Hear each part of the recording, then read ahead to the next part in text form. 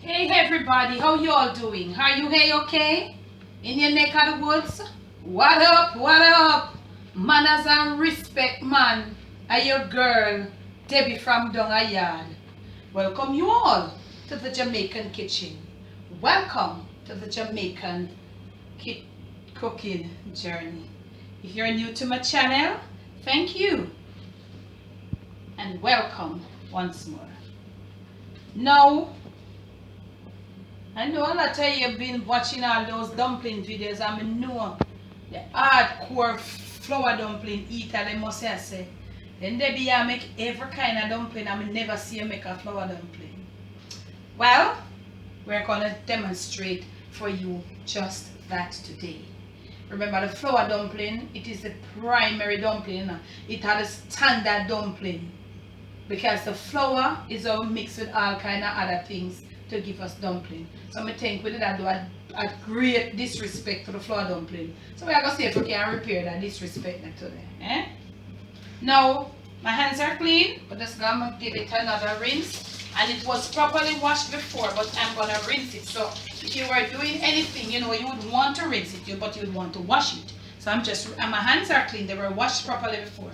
So you would want to wash it if you were doing gardening, properly washed, thoroughly washed. Okay? Now, we're gonna need some flour. And as I always say, if you don't want to, I'm just suggesting, okay? Sift your flour. It gives a better eating dumpling, a better eating cake, whatever you're using, it's always better. When you sift the dough, it always tastes better. Now we're going in, and if you want the proportion, I'll tell you how much. I'm not going to say no, I'm just going to make some dumpling. So we're going to pour in some flour, but make sure you have additional flour in case the dough gets too soft. So that is about, this is not fully a pound, but I would say it's almost a pound. And to this here, I have, this is like about a tablespoon of salt, but I'm going to use like less than a quarter, like probably 1/8 of this. I don't need any more, okay? If you want to go more, you can go more. And remember, if you are using more flour, it will be a little more salt. So I'm going to leave in the description the proportion of the salt to the flour for you. Now, we are going to get this thing. Remember, I always say they properly sift out. And when you're sifting, it's best to sift the salt with the flour because you get everything all incorporated. And keep your flour in your refrigerator, in your freezer. It lasts longer and it's always cool and fresh. Just a nice little tip. Okay? So we have it all sifted out. And when I have here, mix up because when you sift the salt with the flour, you get an even spread out of the salt. Right? Now, if you want to find out another little tip for you, if you have enough salt. Right now your hands are clean. You just want to touch on your dry flour. And you want to touch it like this. I have enough. So what you want to do now, you're going to rinse back your finger again, Yeah. Alright. It is, you can just taste the flour of it. So just a little touch. Then you know, okay, yes, this has enough salt. I feel too fresh. Because remember, look here, a fresh dumpling never normally are gonna and you don't want your dumpling too salty. Now to this, I'm going to put like one of this cork of vegetable oil. You can use, or probably I'm going to put a little more. You can use a little butter, but use the butters that are of soft. The ones that you use for your bread that can spread. But remember, try to test the nature of the butter. Because some of them high-class butter, they are really salty. And that's why I'm not going to talk the healthy business, Because they're saying they are healthy. And them are how much million for them, okay? And they are so salty. And for me, nothing salty, it's not healthy. Get right in. So we put a little oil, we flour cool and nice. And so your salt well distribute within the flour. So what you want to do, some people say they make a well. I not do that in them. I just want pour your water a little at a time in order to control the texture of the dough. You don't want to get it too soft right now. A little at a time. And as soon as you pour that, you make sure say that water where you pour, it distribute right through the flour, and you don't have none back up in a corner right there. So for, you know, make sure that the little you throw is properly evened out in the flour. Alright, so you're going to throw another little bit. Okay. And we're going to do some beginner cooking thing, you know, because you all were asking for it and I told you I would do it. I'm just working on it. As the very first thing we are going to cook as a beginner is some dumpling. Okay? So you just look at what I'm doing. You're not into any hurry to mix this thing, you know. So now that you get it like that, you start to do what? Look at this. Please get right in camera, girl. You hold it. You're testing the consistency of the dough, because you don't want it to get too soft up on you at this stage, you know. You get what I'm saying? Then you end up having to go through an extra amount of flour, and then you have extra dumpling where you never really want. But look here, the best of cooks, the flour gets spoiled on them, gets extra soft. The best of us, it happens to me also often. And me I make dumpling for me eye and my knee. Alright. This is still tight, you know, still stiff.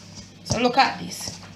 You throw it not onto this, onto the loose flour that is right here. You go slow now. Alright? You're getting everything. And at this stage, it seems as if we finish with a water something there. You want to clean off your hands. That's why your hands must be clean. Because you want to start to clean them excess dough from your hands. So we're going to start knead, and you know what happened now?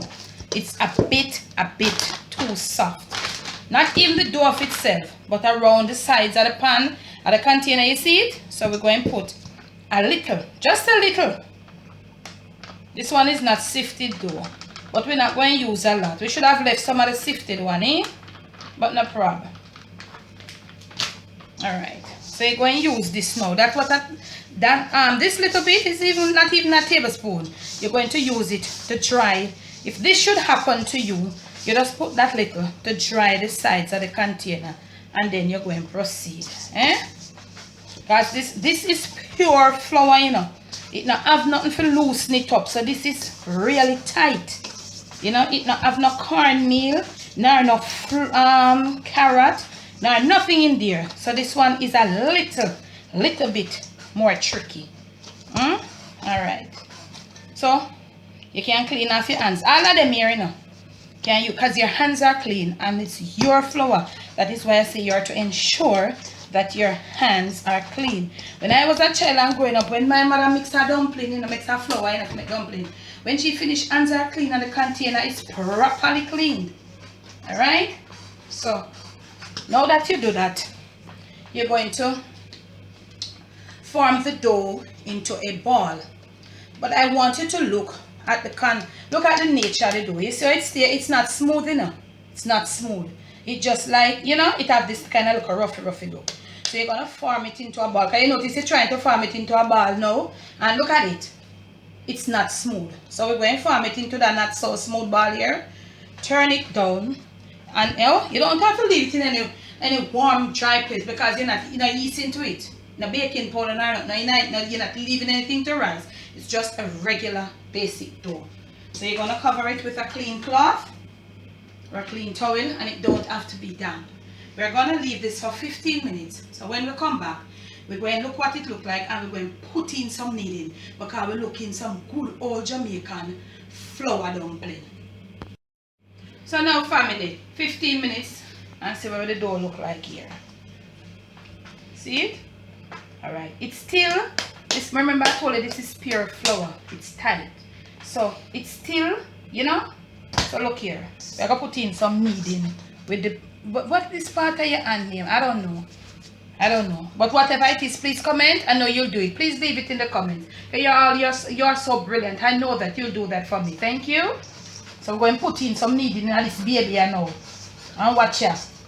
Look at the consistency. We just need it probably about 3 times. You know, you see it's coming. Look at the smoothness of it. But we're not there yet, because we are looking some serious flour dumpling. So we're going to put in a few more of this thing here, right here. I don't know what this name. I don't remember. I forgot to make some fish tea, because the memory I go. So we're going to put in a little of this knead in here, inside of this thing here. Yeah. And we're going to fold it into a ball again. Now look how easy we're getting it into a ball and a different texture ball. Now we're going to leave it. Now that we put in a couple set of kneading in it, we're going to leave it once more. This time for about 7 to 8 minutes. When we come back, a time for we going to start form the dumpling them, put them in the pot, because this dough should be a bit softer, more manageable, more texturized. Yeah, fam. 8 minutes or 7 minutes time, and look at it. You're not gonna think nothing now, you know, because remember, so we're not using any yeast. That is not the yeast process. Not going for you sink down anything, okay? I'm just looking. I wanted to look at the texture of the dough on top. Look at the texture underneath. The dough is coming. It is coming to a different level, All right. Now that is there, you want to ready to start your water, because we're gonna give this thing a few more slap up kneading, you know. So you have your pot there with your water just like starting to boil, because the dumplings must be in boiling water. So what you want to know, you start the pot before you put in the dumpling them. Do not put in the dumpling them and then you start the pot. So you're gonna come now. You're gonna taste. You're gonna test for the salt perfection in just the water. So you're not going to pick up some and throw it in your hand, you know. Look at what I'm doing. Get right in, camera girl. You're gonna do like this with a spoon. That is good for me. You'll determine what is good for you. That is how you test. So you're there now. Dry hands at all times. Properly dry hands. Because if you put some wet on this, you know, you're going to have some. You're going to have to put some more flour. So look at us now. We are giving it the final round and kneading. Slap up 2 more. And you can knuckle in here now too, you know. You can put in some knuckling in it now. Because any hard part of your hand, that's it what it needs now. It needs now. It don't need no softness right now. It don't need no moisturizing here right now. And all them something there. Don't need the moisturizing, you need some firm, hard kneading to get the elasticity of it. Then you can play around with the dough. And if you want to make cartwheel dumpling, if you want to make sexy, or if you want to make soup dumpling. So you're going to knuckle in like for probably about a minute while your water is coming to a boil. And we're knuckling in because we want a little more elasticity in this dough that we can put it to whatever shape we want it. You little of this, you little knuckle. Because listen to me, the more you need the flour dumpling, it is the better eating dumpling. The more you need this pure flour dumpling, it is the better eating flour dumpling you get. And if any of you all know what a good, especially my fellow Jamaicans, know what a good eating flour dumpling is, please to comment below. If you don't know, just follow. So we're up on the last item now. So we're going to stretch it out as is. You can do it like this to stretch it because you want it to come that you can break off. Because you're ready to make them dumpling business here, you know. So you want to have it like this. You stretch it out like this. So you're going to, when you stretch it out, this is still a part of get it in all soft and elasticity too, you know. As you notice, this is a really rough process, a really rough rub down this dumpling I get right now, you know. So you start to pinch off a piece and you pinch off the size to the size dumpling you're looking. Now the water is boiling real hard right in on this camera, girl. Now that we pinched off that, look at this. Look at how manageable the dough is. And look at it. Look at it. You can do anything you want to do with it. You understand? It comes so vulnerable. Anything you want to do with it, you do it. So you know how you know the type of dumpling them. So look here. We're going to finish make off them dumpling here and come back, Alright now family, we finish make off the dumpling them. So they are down in the bottom of the pot. And you cannot leave them to just cook. So you got to lift them because they are gonna stick at the bottom. It doesn't matter non-stick or any stick at all. They will stick. So you gently use a stick or some soft spoon to lift them and to stir them around. Stir them around or stir whatever gently. Okay? We're going to leave them in that water. I'm not through. Now we have enough water covering them dumpling here. I maybe can take out a bit, just a small amount of this water. Not a lot, but I can just take out a small amount. Well, I'm not through. I'm going to say something to you and I'm going to show you. I don't know when I show you, not me know what I do, you know. It is, you notice they are down in the bottom of the pot. If I don't stir them, they don't come on top. Now there is going to become a point when these dumplings are going to cook and come to the top. And that is when a lot of people say, yes, the flour dumpling cook.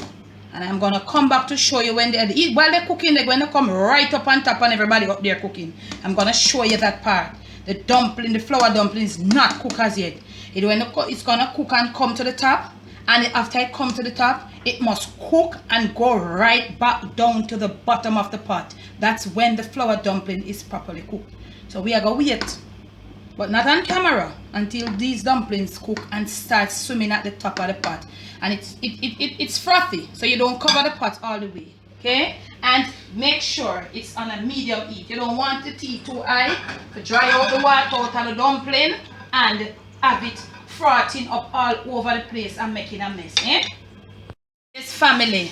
Look at the dumpling them now. You see them coming up, swimming up, coming up, boiling, coming up to the top. You see that one day, look at it like him a surf the waves. That is when the people them say the dumpling cook. The dumpling just start cook. Because this dumpling here is going to cook. You see them on the waves? Yeah, them a surf, you know. Hope them a come because they're going to come up some more, you know. But this is like about 10 minutes in the cooking process. I don't know if I'd remember if I'd said it's 30 minutes to cook this flour dumpling. 25 to 30 minutes.